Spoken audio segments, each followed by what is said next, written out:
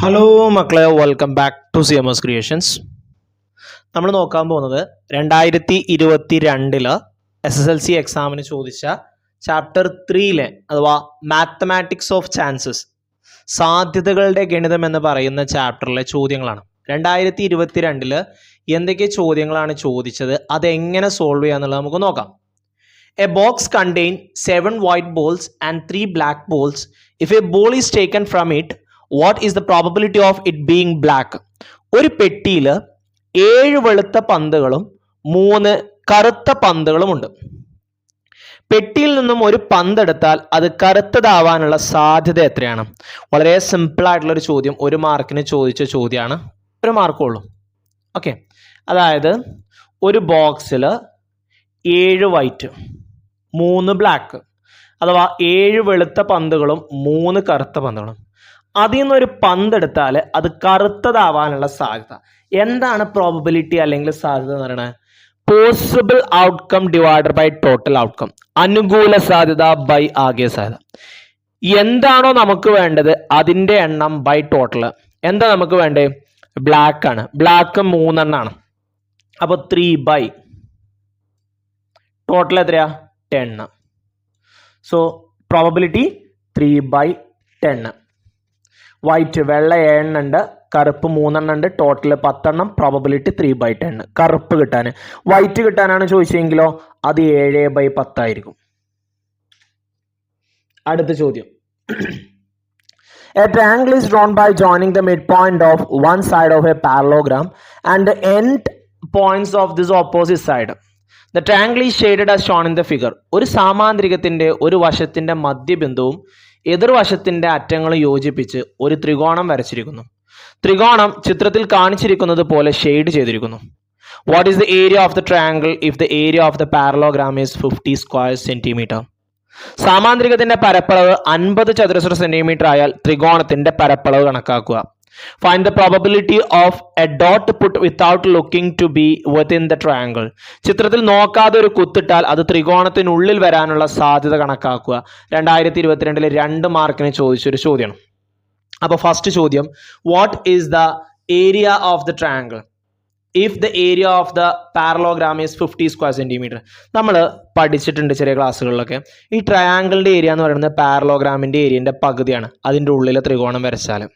കാരണം നമ്മൾ ഇതിനു മുമ്പത്തെ വീഡിയോയിൽ പറഞ്ഞതുപോലെ നോക്കി, ഇതിന്റെ പാരലോഗ്രാമിന്റെ ഏരിയ എന്ന് പറയുന്നത് ബേസ് ഇൻറ്റു ഹൈറ്റ് ആണ്.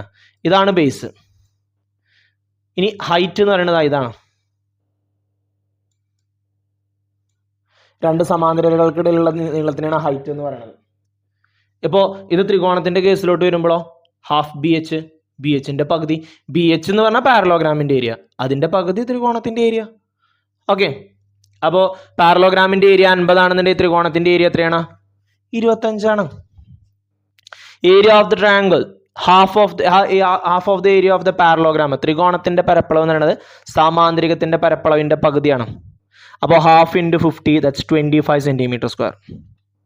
ഇനി find the probability of dot put without looking to be within the triangle. Triangle ആവാനുള്ള സാധ്യത എത്രയാണെന്ന് ചോദിച്ചത്. അത് ത്രികോണത്തിന്റെ പരപ്പളവ് ബൈ ടോട്ടൽ ഏരിയ. ത്രികോണത്തിന്റെ പരപ്പളവ് 25 ആണ്, ടോട്ടൽ ഏരിയ 50 ആണ്. അപ്പോൾ 25 ബൈ 50 ദാറ്റ് ഈസ് 1/2. ഓക്കെ, അടുത്ത് A box contain 4 slips numbered 1 2 3 4 and another box contains 5 slips numbered 5 6 7 8 9. If one slip is taken from each box, ഒരു പെട്ടിയിൽ 1 2 3 4 എന്ന അക്കങ്ങൾ എഴുതിയ പേപ്പർ കഷ്ണവും മറ്റൊരു പെട്ടിയിൽ 5 6 7 8 9 എന്ന അക്കങ്ങൾ എഴുതിയ പേപ്പർ കഷ്ണങ്ങളും ഉണ്ട്. 2 പെട്ടിയിൽ നിന്നും ഓരോ പേപ്പർ കഷ്ണങ്ങൾ വീതം എടുക്കുന്നു. How many number pairs R possible? സാധ്യമായ സംഖ്യാ ജോഡികളുടെ എണ്ണം എത്ര? What is the probability of both being odd? 2 സംഖ്യകളും ഒറ്റ സംഖ്യ ആവാനുള്ള സാധ്യത. What is the probability of getting the sum of the number 10? അക്കങ്ങളുടെ തുക 10 വരാനുള്ള സാധ്യത കണക്കാക്കുക. അപ്പോൾ ഒന്നാമത്തെ ചോദ്യം നോക്കാം നമുക്ക്. ഹൗ മെനി പെയർസ് എന്നാണ് ചോദിച്ചിട്ടുള്ളത്. ഒന്നാമത്തെ ബോക്സിൽ എത്ര നമ്പർ ഉണ്ട്? 4 നമ്പർ ഉണ്ട്. രണ്ടാമത്തെ ബോക്സിൽ 5 നമ്പർ. ഒരേ സമയം 2 എടുക്കുന്നത്. അപ്പം 4 × 5 20 ജോഡികൾ ഉണ്ടാവും. ഓക്കെ, അപ്പം എത്ര പേരുണ്ട്? 20 പേരുണ്ട്. ഇനി രണ്ടാമത്തെ ചോദ്യം, ബോത്ത് ബീങ് ഓഡ്, രണ്ടും ഓടാവാനുള്ള സാധ്യത. അപ്പോൾ ഒന്നാമത്തെ പെട്ടിയിൽ നിന്ന് ഓഡ് നമ്പർ കിട്ടണമല്ലോ 1. അപ്പോൾ രണ്ടാമത്തെ പെട്ടിയിൽ 1 5 വരാം, 1 7 വരാം, 1 9 വരാം. പിന്നെ ഇവിടെയോ 3 5 വരാം, 3 7 വരാം, 3 9 വരാം. രണ്ടും ഈവൺ നമ്പർ അല്ലേ? അപ്പോൾ എത്ര ഉണ്ട്? 1 എവിടെ? 1 2 3 4 5 6. അപ്പോൾ 6/20 എന്ന് വരും. ഇതിനെ ചെറുതാക്കുമ്പോൾ നമുക്ക് 3/10 എന്നും വേണമെന്നുണ്ടെങ്കിൽ എഴുതാം. ഓക്കെ, അടുത്ത് the sum of the number is 10. നോക്കിക്കോട്ടോ, 1 എടുക്കുകയാണെന്നുണ്ടെങ്കിൽ 1ൻ്റെ കൂടെ 9 വരുമ്പോഴാണ് 10 കിട്ടുക. അപ്പോൾ 1 9. 2 ആണെന്നുണ്ടെങ്കിൽ 2 8, 3 ആണെന്നുണ്ടെങ്കിൽ 3 7, 4 ആണെന്നുണ്ടെങ്കിൽ 4 6. ഓക്കെ, ഇതൊക്കെ സമ്മ നോക്കിയാൽ 10 അല്ലേ? 9 1 10, 8 2 10, 7 3 10, 6 4 10. വേറെ ജോഡി ഉണ്ടോ?